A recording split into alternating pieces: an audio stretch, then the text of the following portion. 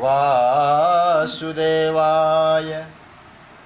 कृष्णाय वासुदेवाय हरये परमात्मने प्रणतः क्लेशनाशाय गोविन्दाय नमो नमः।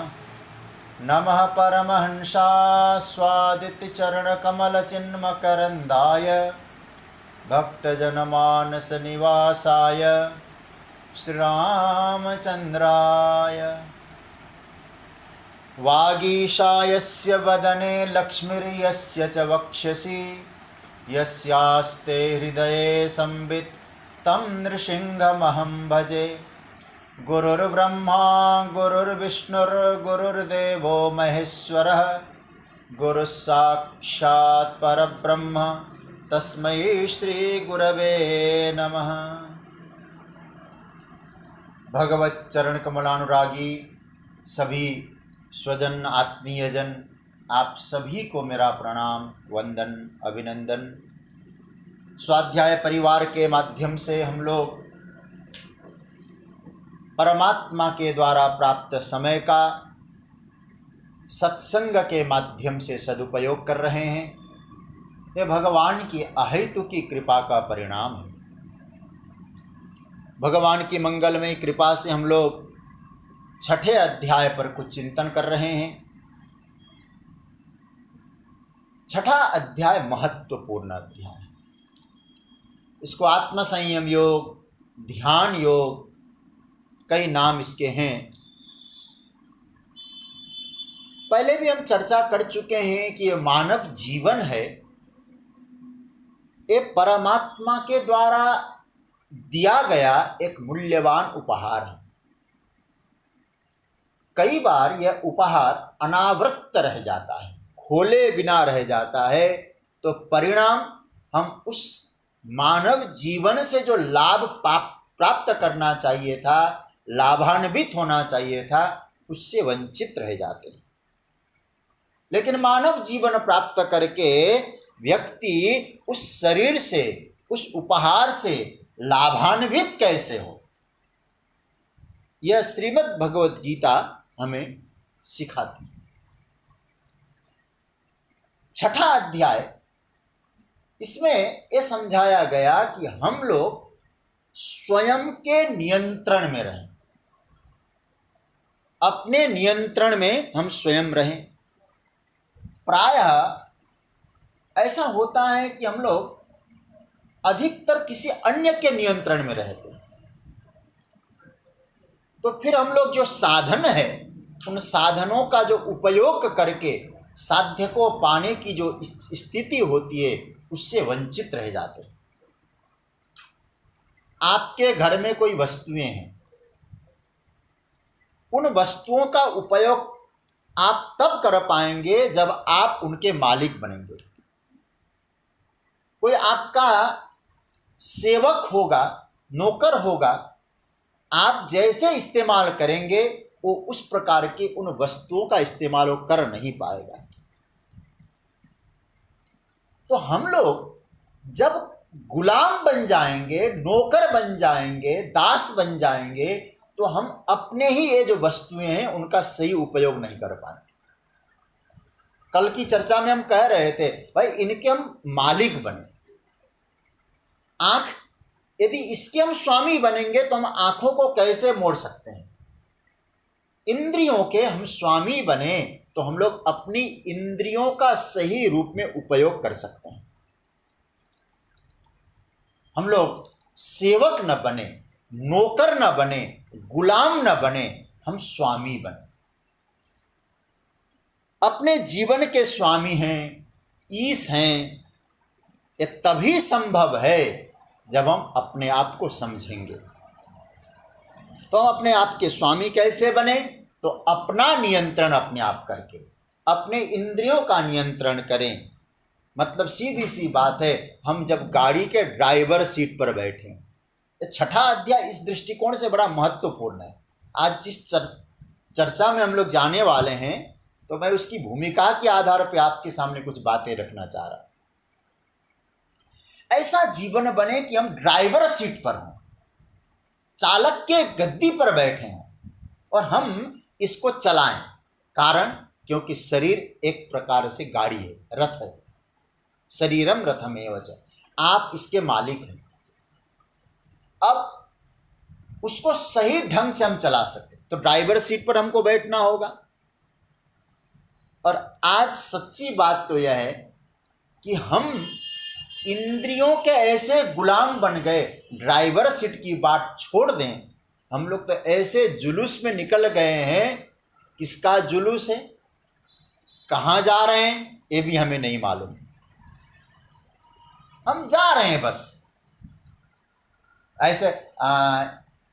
कई बार ऐसे जुलूस, एक बार हमने न्यूज़ में देखा था, कहीं जुलूस चल रहा था, एक झंडा लेकर व्यक्ति जिंदाबाद जिंदाबाद जिंदाबाद कर रहा था। तो न्यूज़ चैनल वालों ने उससे पूछा, भैया ये किस चीज़ का जुलूस है? उसने कहा नहीं मालूम हमें किस चीज़ का है, नहीं मालूम। ये झंडा किसका है? बोले ये भी नहीं मालूम। तुम जुलूस में आ रहे हो, जिंदाबाद के नारे लगा रहे हो, झंडा किसका है तुझे नहीं मालूम, फिर आए क्यों? बोले हमारे गांव में एक ठेकेदार आए थे, बोले आज चलना है जुलूस में, तुमको शाम को 150 रुपया पगार मिलेगा। हम तो आ गए। आज जरा सोचें, आगे जो जुलूस में जा रहा है उससे पूछो तुम क्यों जा रहे हो, वो कहता वो भी जा रहा है ना। वो क्यों जा रहा है? वो आगे वाला ले जा रहा है। आगे वाला क्यों जा रहा है? आगे वाला ले जा रहा है।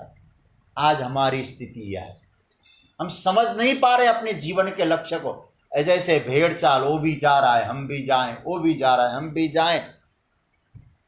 कठोपनिषद का एक बड़ा सुंदर मंत्र मुझे स्मरण में आ रहा है, और लिखा है, अविद्याया मंतरे वर्तमाना स्वयं धीरा पंडित मन्यमाना यद्रम्यमाना पर्यंति मूढ़ा अंधे नैव नियमाना यथान्य। अच्छा, बहुत सारे लोग जा रहे हों, वहाँ सबसे आगे आँख वाला हो तो आपको सही रास्ता दिखाएगा, लेकिन एक अंधा जा रहा है, सारे अंधे उसके पीछे जा रहे हैं, तो आगे वाला अंधा कहाँ ले जाएगा? ये कठोपनिषद के पहले अध्याय के दूसरी बल्ली का 5वां मंत्र है। क्यों जा रहे हैं हम लोग? बोले बस जा रहे हैं, वो जा रहे हैं हम भी जा रहे हैं। गीता सिखा रही है कि स्वयं के कंट्रोल में यात्रा करो, समझ कर चलो, अपने आप को नियंत्रण में रखो। हम लोग चर्चा कर रहे थे 7वें 8वें श्लोक में, जो चर्चा आ रही थी ना, पहले तो आरोरुक्ष की चर्चा आई, जो योग के स्थान पर चढ़ना चाहता है, योगारूढ़ होना चाहता है, उसको जीवन में क्या परिणाम मिलते हैं। आरोरुक्ष तो योगारूढ़ जो हो जाएगा, पहले वहां चलने की इच्छा हो और वहां चल जाए, उस व्यक्ति के कैसे कैसे परिणाम दिखाई देते हैं। 7वें श्लोक में, 8वें श्लोक में और 9वें श्लोक में इसके परिणामों की चर्चा की। 7वें में जितात्मना प्रशांतस्य कहा और ज्ञान विज्ञान तृप्तात्मा, या 8वें में। अब 9वें श्लोक में जो परिणाम है ये दर्शन कराएंगे भगवान। तो इसका अर्थ मतलब कि वो जो योगारूढ़ व्यक्ति है, उसके जीवन में जो परिणाम आते हैं, उन परिणामों का भगवान दर्शन करा रहे हैं, क्या रिजल्ट आता है, इसकी हम चर्चा करेंगे। सबसे पहले आइए 9वें श्लोक का हम लोग पाठ करें, उसके बाद फिर एक एक चरण की हम चर्चा करते हैं। मैं बोलूं फिर आप बोलिएगा। सुरेन्मित्रार्युदासीना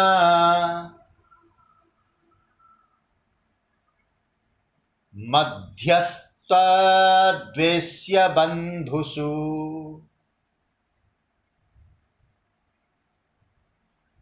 साधुष्वपि च पापेषु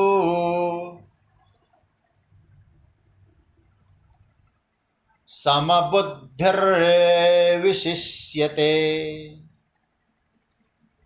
सुरिन मित्रा, सुरिन शब्द सुरित त का न हो जाता है, सुरित मित्र उदा और अरि मतलब शत्रु, सुरित अभी एक एक चरण की चर्चा करेंगे।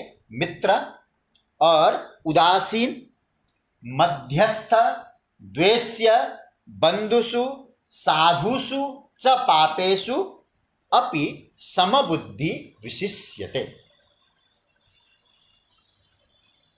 भगवान कह रहे हैं सुहृद, सबसे पहला सूत्र दिया सुहृद। देखिए, स्वार्थ रहित जो हितकारी है और सुहृद। मित्र, दुश्मन, उदासीन, मध्यस्थ, द्वेषी, बंधु मतलब संबंधी, साधु, धर्मात्माओं में, पापियों में भी जो समान भाव रखता है वो अत्यंत श्रेष्ठ है। योगारूढ़ स्थिति में इनमें समान भाव रखता है। अच्छा, किसे श्रेष्ठ योगी मानना चाहिए? पहले भी कहा योग युक्त। इससे पहले वाले श्लोक में क्या कहा है भगवान ने? ज्ञान विज्ञान तृप्तात्मा कूटस्थो विजितेंद्रिय युक्त इत्युच्यते योगी, जो युक्त है। लेकिन यह युक्त से भी आगे बात कही ठाकुर जी ने, विशिष्यते। इसका मतलब है जो श्रेष्ठ योगी है उस श्रेष्ठ योगी का यहां वर्णन किया है। पूर्व श्लोक में युक्त इत्युच्यते, यहां विशिष्यते। इसका अर्थ है, हम सही बात में कहें, एक मेरिट लिस्ट की तरह है। युक्त होना, विशेष होना, स विशिष्यते। अब यदि उस मेरिट लिस्ट में नाम आना है, ऊंचे स्तर पे जाना है, तो इतना तो आपको समझना ही पड़ेगा, प्रश्न पत्र भी कठिन ही होगा, एग्जाम भी कठिन उत्तीर्ण करना पड़ेगा। सज्जनों, ये बहुत कठिन एग्जाम तो है, लेकिन योगारूढ़ व्यक्ति उस स्तर में पहुंच जाए, भगवान ये कहना चाहते। देखिए, श्रीमद् भगवत गीता के आधार पे कुछ बातें कहें हम। कई रूपों में गीता तो एकदम समता की यात्रा कराती। दूसरे अध्याय में भगवान ने कर्म की समता, योग की समता की बात कही। दूसरे अध्याय के 48वें श्लोक में समत्वम योग उच्यते कहकर समता की बात कही। योग में समता, कर्मयोग में समता। और 5वें अध्याय के 18वें श्लोक में भगवान ने क्या कहा? जातिगत समता, विद्या विनय संपन्ने ब्राह्मणे गवी हस्तिनी सुनी चैव स्वपाके च पंडिता समदर्शिनी। देखिए, समता कहाँ कहाँ की चर्चा आ रही है। पहले योग की समता, कर्म की समता।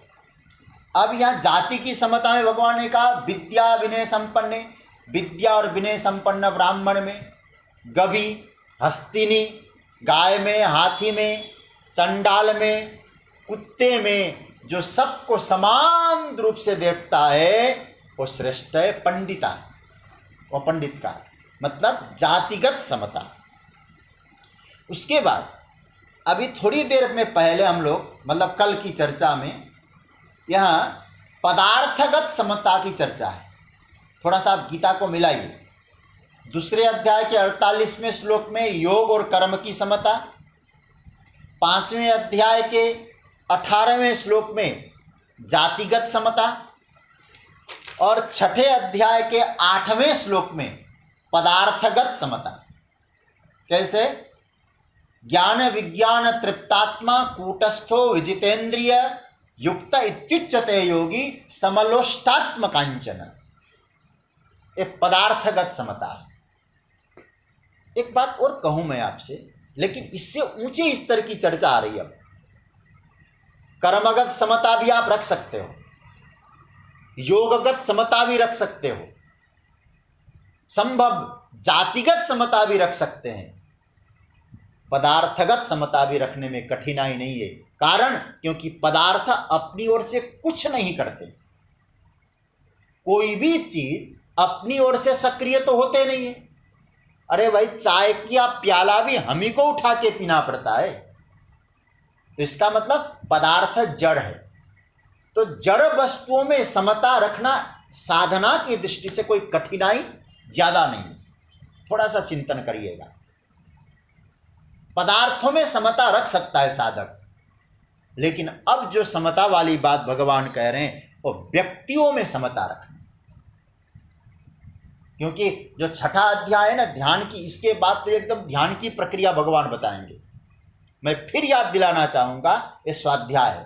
कर्मगत और योगगत समता की चर्चा, कर्मगत समता दूसरे अध्याय में भगवान ने करी, और जातिगत समता इसमें 5वें अध्याय में, और पदार्थगत समता समलोष्टास्म कांचन, अब व्यक्तियों के बीच में समता। तब व्यक्तियों के बीच में जब समता रख पाएगा तब वो विशिष्यते, समबुद्धि होनी चाहिए। एक गीता का एक अनूठा सूत्र है। भगवान ने श्रीमद् भगवद गीता में अनूठा सूत्र दिया है, समत्व वाली बात। समत्वम योग उच्यते। देखिए, समबुद्धि होना श्रेष्ठ है। मानव की, व्यक्ति की अलग अलग भूमिकाएं होती हैं।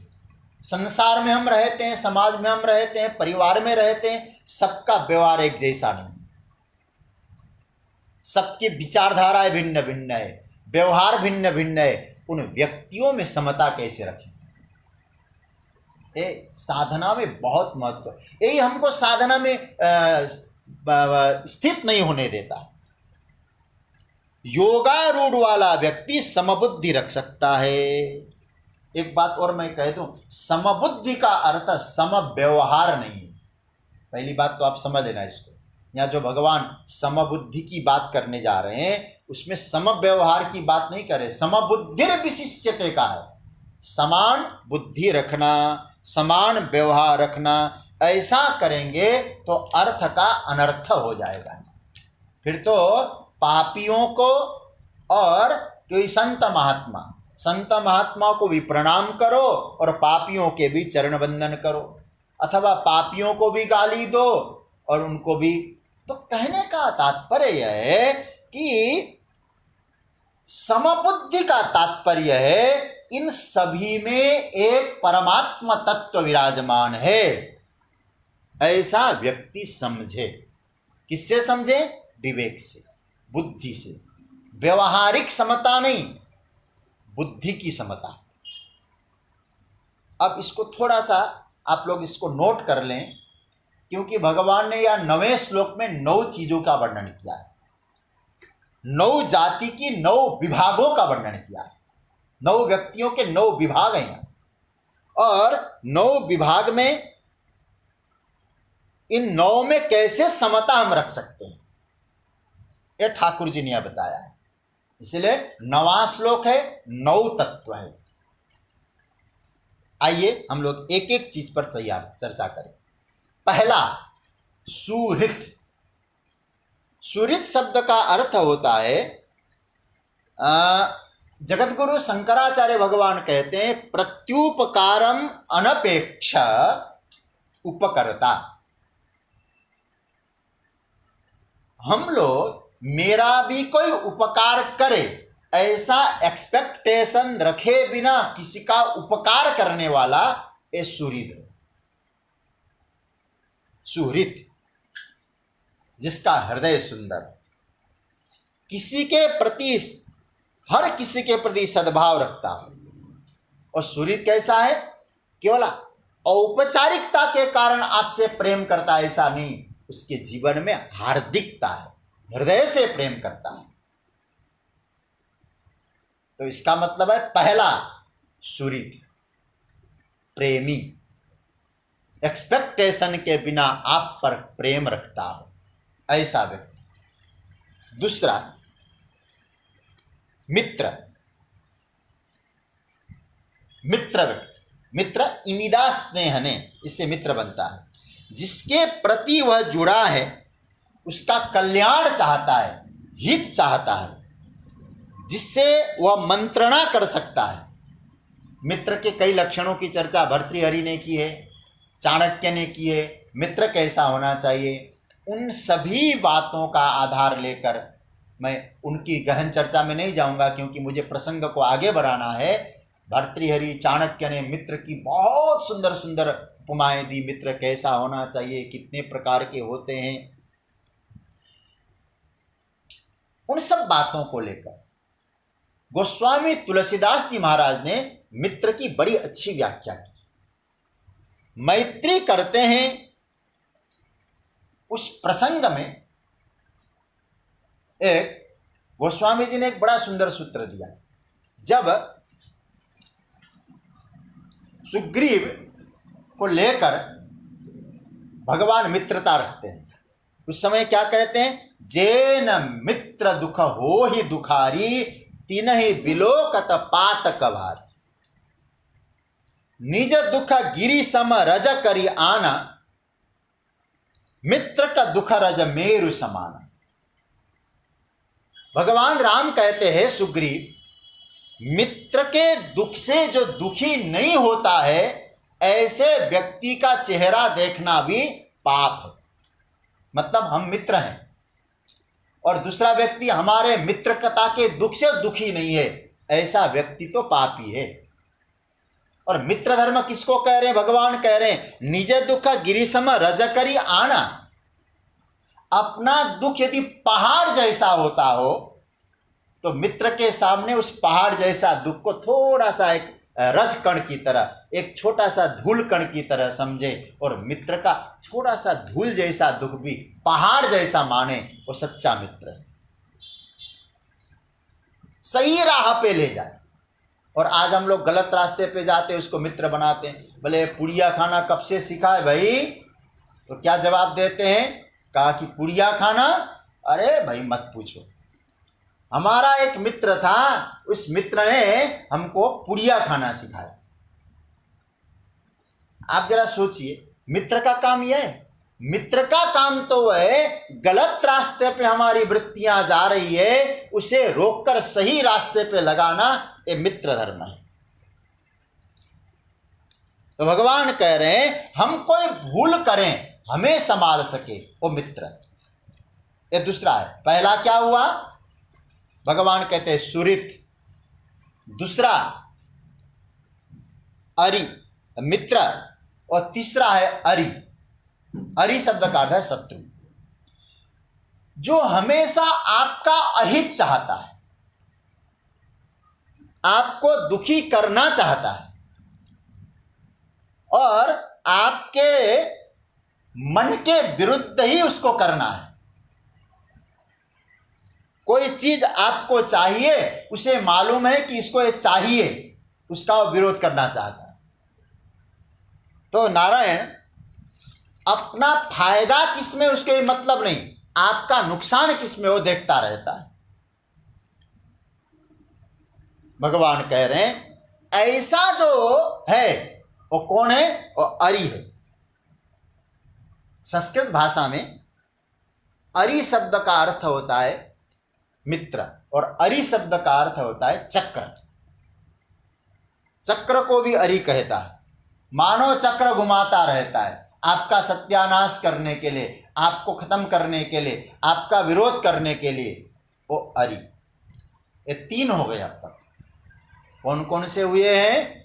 अब तक हुए हैं सुहृत, पहला हुआ सुहृत, दूसरा हुआ मित्र, तीसरा हुआ अरि मतलब शत्रु, चौथा है उदासीन। सुहृत, मित्र, उदासीन। देखो भाई, उदासीन उत आसीन, जो ऊपर बैठा है, उत मतलब ऊपर। अनुकूलता और प्रतिकूलता के पिंजरे से जो ऊपर उठ चुका है, कुछ भी हो जाए उसको कोई अभिप्राय नहीं, मतलब नहीं है, मानो पर्वत पे चढ़ चुका है। उदासीन, जैसे कोई पर्वत पे चढ़ा है ना, वो पर्वत से देख रहा हो हाथी घूम रहा है या कुत्ता घूम रहा है या गधा घूम रहा है, उसे कोई मतलब नहीं है, हम देख रहे हैं, न जा रहे न कुछ। इसका मतलब है उदासीन है, ब्रह्मासीन है, उससे कोई वास्ता नहीं है। तो जगतगुरु शंकराचार्य उदासीन के विषय में कहते हैं स कस्यचित पक्षम न भजते, वो किसी का पक्ष नहीं लेता, किसी का भी वो पक्ष नहीं लेता, वो है उदासीन। सुहृत, मित्र, शत्रु, उदासीन। सुहृत, मित्र, शत्रु, उदासीन। चौथा, पांचवा है मध्यस्थ। मध्यस्थ का मतलब मध्य में स्थित है, जो बीच में जो स्थित है।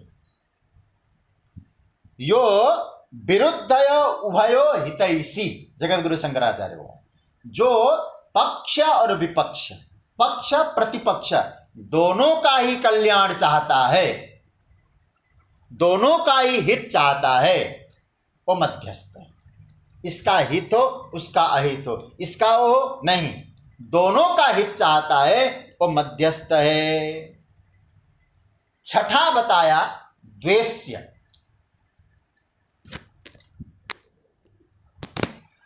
द्वेष्य का मतलब जो द्वेष करे, द्वेष करने लायक, दुश्मनी करने लायक, उसके कर्म ही ऐसे हैं और हर कोई उससे जो है द्वेषी करे, तिरस्कारी करता रहे, उसके विषय में कोई अच्छी बात भी कहे वो वहां वो तिरस्कार करता है, उसको द्वेष करना है। जैसे दुर्योधन, कितना भी उसके लिए अच्छी बात कहे युधिष्ठिर जी, उसका काम है द्वेष करना, द्वेष ही करना है। तो मेरे नारायण, ये छठा है। सातवां क्या है?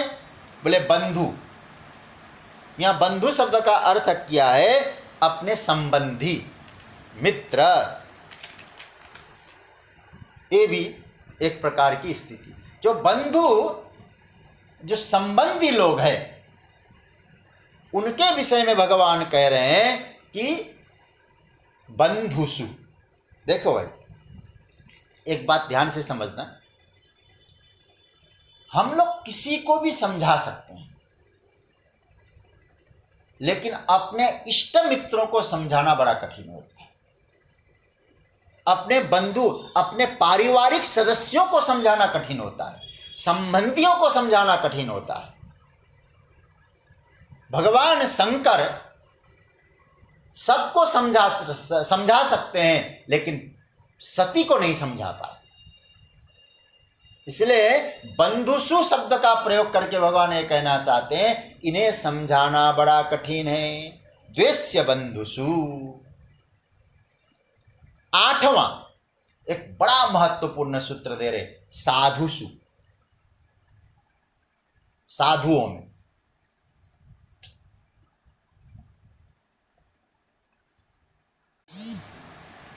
साधु, साधुसु। साधु का अर्थ बड़ा सुंदर शब्द है साधु। देखिए, कुछ लोगों ने साधु शब्द को, कुछ लोगों ने विकृत भी कर दिया।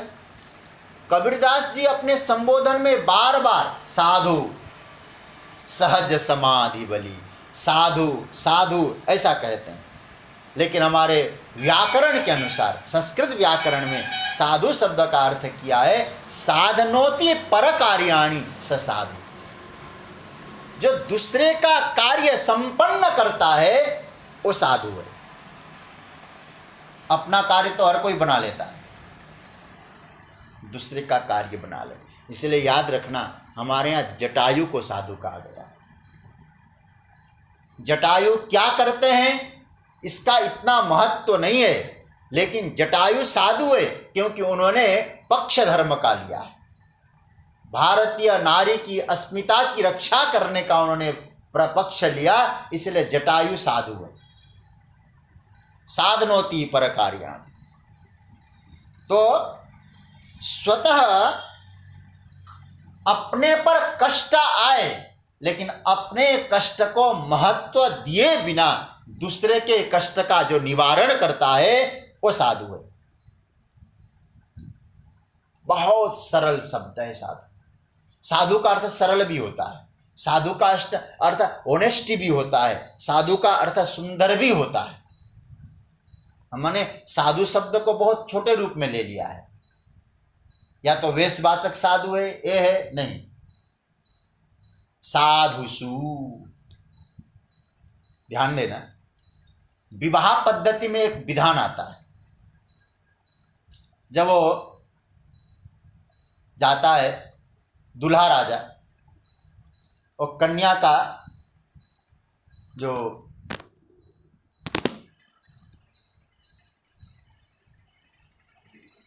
कन्या का जो पिता है उस समय, कन्या का जो पिता है उस समय उसे कहता है कि त्वं साधु भव अहम त्वाम अर्चयामि। हे दूल्हे राजा, आप साधु बनो, मैं आपका पूजन करूंगा।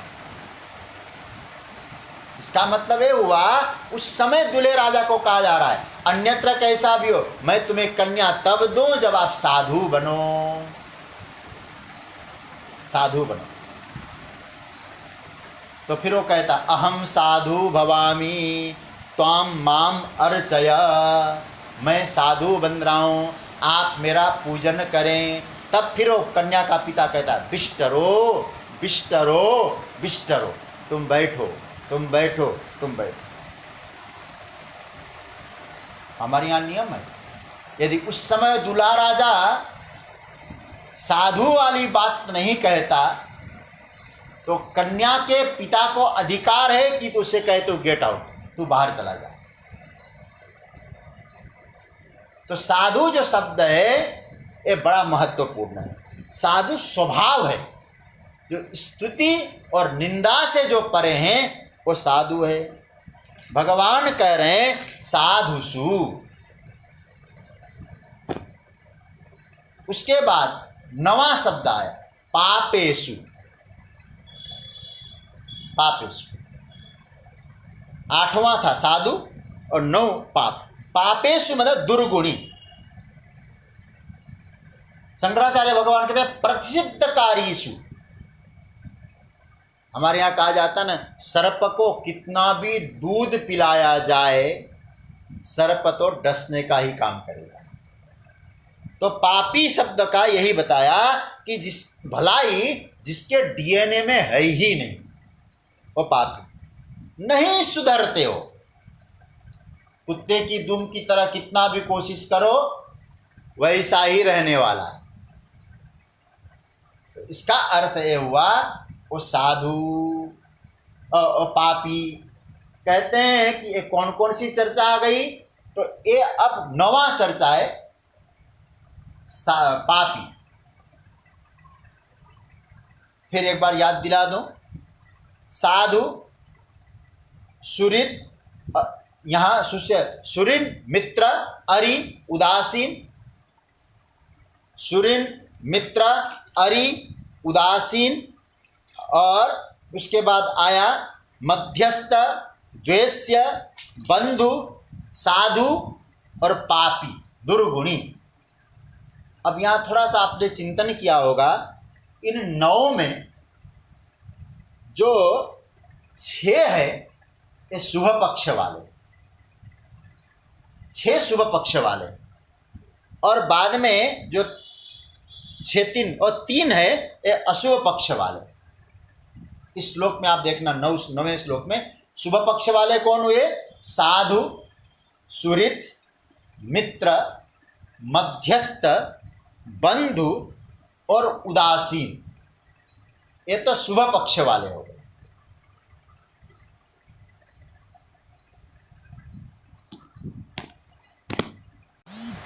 तो मैं कह रहा था 6 शुभ पक्ष, साधु, सुहृद, मित्र, मध्यस्थ, बंधु और उदासीन। साधु, सुहृद, मित्र, मध्यस्थ, बंधु और उदासीन, ये 6 तो है शुभ पक्ष। और अशुभ पक्ष में 3 है, पापी, अरि और द्वेषी। ये अशुभ पक्ष है। भगवान कह रहे हैं इन सभी में, शुभ पक्ष और अशुभ पक्ष, इन सभी में जो समबुद्धि रखता है, समान भाव रखता है, वो श्रेष्ठ है। समबुद्धिर्विशिष्यते, वो श्रेष्ठ है। योगारूढ़ व्यक्ति को इस बात का ज्ञान हो चुका है कि वो आंतरिक मूल तत्व परमात्मा ही है। उस परमात्मा में ही वो आश्रित रहता है,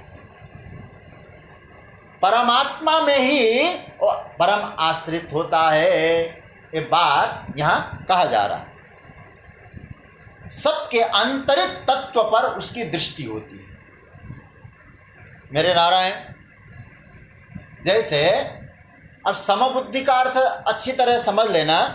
सुवर्ण का तलवार है और सुवर्ण का हार है।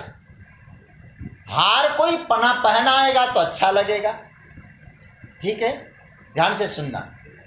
सोने का हार बनाया, सोने का तलवार बनाया, हार पहनाएगा अच्छा लगेगा, तलवार तो कोई पहनाएगा नहीं। अब तलवार शुभ नहीं है, हार शुभ है। अब वो सुवर्ण के जौहरी के पास जाए, वो कहता जौहरी जी मुझे बेचना है। अब वो देखता है कि जौहरी देख रहा है कि ये हार है, ये जो है तलवार है। उस जौहरी को हार और तलवार से मतलब नहीं, हार का आकार अलग है, तलवार का आकार अलग है, लेकिन वो देखता है क्या दोनों में सुवर्ण है।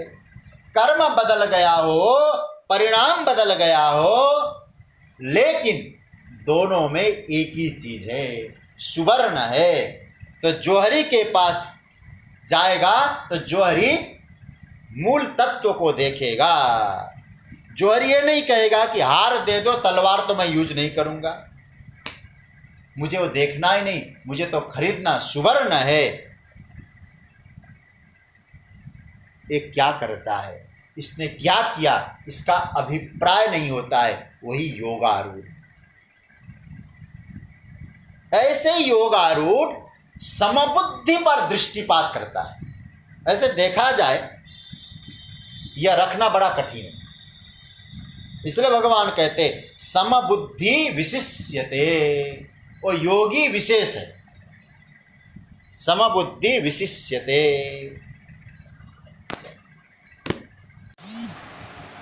समबुद्धिर विशिष्यते। भगवान कह रहे हैं योगी वो विशिष्ट योगी है जिसके जीवन में देह भाव छूट गया, क्योंकि उसको देह पर दृष्टि ही नहीं है। देह भाव छूट गया, देह भाव छूट गया, परमात्मा भाव आ गया। ये संभव है, वहाँ संभव है। देखिए मीरा का जीवन प्रताड़ित करने वालों के लिए भी मीरा कहती है कि इनके प्रति समभाव, इनका कल्याण हो, चलो मना गंगा जमुना तीर।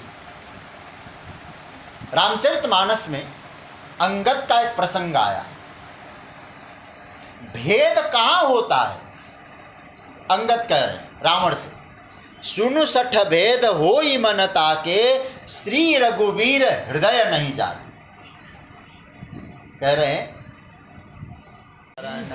तो हम चर्चा कर रहे थे देह भाव से जो ऊपर उठा, देहाध्यास से जो ऊपर उठा है, उसके जीवन में ये स्थिति आ सकती है, समबुद्धि आ सकती है। लेकिन जो देहाध्यास में फंसा हुआ है उसकी ये स्थिति नहीं हो सकती। भगवान कहते सम व्यवहार न रखो, समबुद्धि रखो, सबके प्रति समभाव, समबुद्धि। मतलब क्या हुआ, देह की स्थिति से ऊपर उठकर उस सब में वो परम तत्व परमात्मा का जो दर्शन करता है वो योगी है। भगवान यहाँ बड़ा सुंदर संकेत कर रहे हैं। व्यवहार अलग अलग है, विचार अलग अलग है, आकार अलग अलग है, तो लेकिन हमें क्या देखना है, हमें उस सभी में उस परमात्मा तत्व का दर्शन करना है, समबुद्धि रखना है, समत्व का भाव रखना है। ये भगवान यहाँ संकेत करना चाह रहे हैं। और याद रखना, जब ये स्थिति जीवन में आ जाए तो भगवान यहाँ सूत्र देना चाहते हैं, हम योग युक्त हो गए। ऐसा जो योग युक्त है स विशिष्यते, वो विशेष। मेरे नारायण, ये इस श्लोक का तात्पर्य हुआ कि जो योगारूढ़ हो गया उसकी अवस्था ये होनी चाहिए। अब थोड़ी सी आगे बात करके मैं आज ज़्यादा विस्तार करने के मूड में नहीं लग रहा हूँ, क्योंकि बीच बीच में आज नेट बड़ा गड़बड़ कर रहा है। 1-2 दिन से ऐसा हो रहा है, कल हम प्रयास करेंगे। अब यहाँ तक की चर्चा, 9 श्लोक तक की चर्चा हम लोगों ने देखा। सज्जनों, 10वें श्लोक से लेकर 15वें श्लोक तक थोड़ा सा आपसे एक भूमिका के आधार पे कह रहा हूं।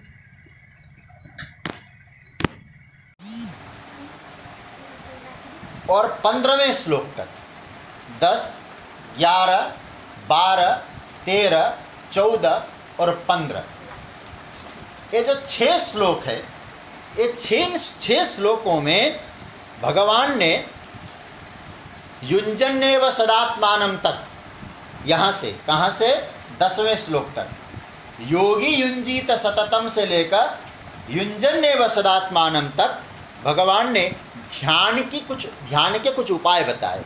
योगी कैसे बना जा सकता है, अपने पर कैसे नियंत्रण में रख सकते हैं हम, ध्यान कैसे करें, ये चर्चा यहाँ। देखो, भगवान ने 5वें अध्याय के 27 और 28वें श्लोक में जिस ध्यान योग का संक्षेप में वर्णन किया है, उसी को भगवान यहाँ विस्तार से करेंगे, 10 श्लोक से लेके 15 श्लोक तक। और मैं एक बात आपसे कहना चाहूँगा, योग शनै शनै प्रक्रिया है, धीरे धीरे करने की प्रक्रिया है, झटपट वाली प्रक्रिया नहीं कि हम करें तुरंत हो जाए। इसलिए भगवान यहाँ धीरे धीरे धीरे धीरे प्रक्रिया की यात्रा की। इसलिए मैं समझता हूँ ये बड़ा महत्वपूर्ण प्रसंग आ रहा है, और महत्वपूर्ण इसलिए भी है क्योंकि ध्यान कैसे करना है वो सब ठाकुर जी ने यहाँ बताया है। तो सज्जनों, ये ध्यान की जो विधि है, ध्यान की जो प्रक्रिया है, यहाँ बड़ा महत्वपूर्ण प्रक्रिया है। मैं एक बात और स्पष्ट कह दूं, योग भोजन किया तृप्त हो गए ऐसा नहीं। योग का तात्पर्य है हम करें, हमको करते हुए जाना है। कैसे करना है ये बात यहाँ भगवान कह रहे हैं। इसको थोड़ा सा हम समझने की कोशिश करेंगे। आज केवल भूमिका के आधार पर मैं चर्चा करूंगा, इस श्लोक की केवल उच्चारण करके थोड़ा सा अर्थ बताऊंगा, उसके आगे की चर्चा फिर हम परसों करेंगे। लेकिन मैं फिर आपको याद दिलाना चाहूँगा, अब यहाँ से हमको ध्यान योग में ले जाना चाहे, कैसे ध्यान योग करना है इसकी चर्चा यहाँ है। तो पहले हम लोग 10वें श्लोक का पाठ करें। बहुत ही सुंदर श्लोक है, 10 नंबर का श्लोक। योगी युञ्जीत सतत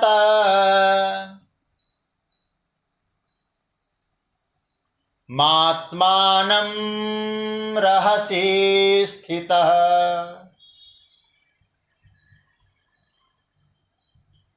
एकाकी यत चित्तात्मा निराशीर परिग्रह। अब यहाँ से विषय परिवर्तन हो रहा है। यहाँ तक भगवान जो योग युक्त है, योगारूढ़ है, उसके कुछ लक्षणों की चर्चा की, लेकिन आगे उस योगारूढ़ की श्रेणी में पहुंचने के लिए कुछ ध्यान की विधि बता रहे हैं।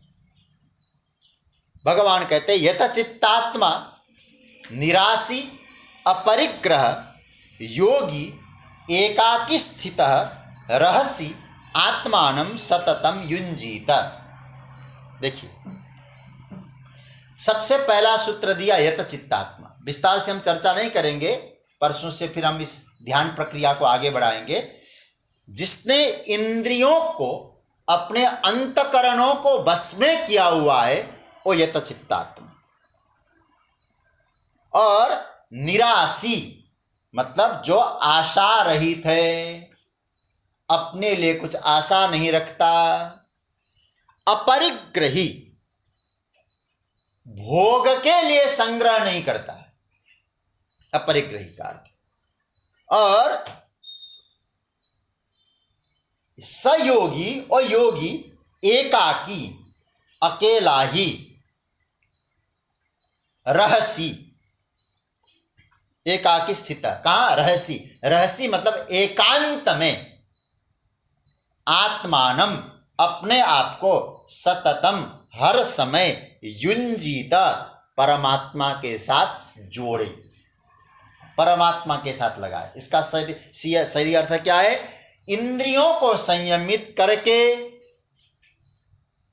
संसार की आशा को त्याग करके, भोग के लिए संग्रह न करके, और अकेला योगी एकांत में बैठकर अपने आप को हर समय परमात्मा से जोड़े रखे। यहां से प्रक्रिया प्रारंभ हो गई। देखिए, मैं फिर आप लोगों से कहना चाहूंगा, शनै शनै, भगवान आगे क्या है? शनै शनै रूप परमेत, धीरे धीरे धीरे आगे बढ़ना है। और इस श्लोक में दो बातें आपको पकड़ना है। आप लोग खूब ध्यान करते हैं, साधना करते हैं, उनके लिए दो बातें पकड़िएगा, रहसी और एकाकी। मैं आपसे कहूंगा, इस श्लोक में आप लोग ये दो शब्दों के नीचे अंडरलाइन कर दीजिए, एकाकी और रहसी। ये दोनों समझने जैसा है। संस्कृत भाषा में रहसी का मतलब होता है एकांत, और एकाकी का मतलब होता है अकेले। अब भगवान ने ऐसा क्यों कहा? रहसी भी कहते, एकांत भी कहते, अकेले भी कहते। एकांत में तो हम अकेले ही तो होते हैं। आप कभी चिंतन करना, एकांत में कोई नहीं है, हम अकेले हैं। लेकिन भगवान दोनों शब्दों का एकांत कह देते, रहसी कह देते, लेकिन एकाकी भी कह दिया। होता यह है, हम जगत से एकांत में चले जाते हैं, लेकिन भीतर खिचड़ी पकी रहती। हम वहां भी पहुंचते, उधर भी पहुंचते, वहां भी गए हुए, वहां भी गए हुए, बैठे यहां, मन है वहां। तो एकाकी नहीं बन पाए। एकांत तो है, एकाकी नहीं बन पाए। साधकों को चाहिए एकांत में भी अकेले रहे। अकेले का मतलब क्या है? केवल मैं हूं, मेरा परमात्मा और मैं उनसे जुड़ा हुआ हूं। तीसरा कुछ नहीं है। यहां ध्यान की प्रथम भूमिका आपको बता रहे हैं, अपने मन को भगवान से जोड़ना है।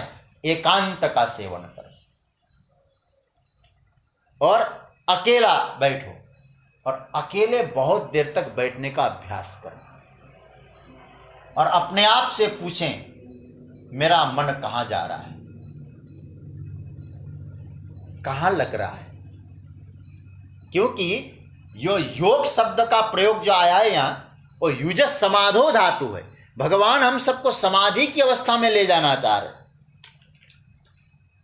लेकिन उस समाधि की अवस्था में जाना है तो पहला सूत्र है एकांत। एकांत का बहुत अच्छा अर्थ किया हमारे भाष्यकारों ने, एका परमात्मनि, एकमात्र भगवान में। परमात्मा कौन? बोले जो आपके इष्ट है।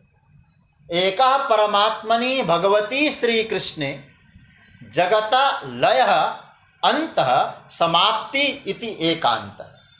एकमात्र परमात्मा में जगत का अंत है, जगत का लय है, उसी का नाम है एकांत। मेरे नारायण, एकांत शब्द का यह तात्पर्य है। और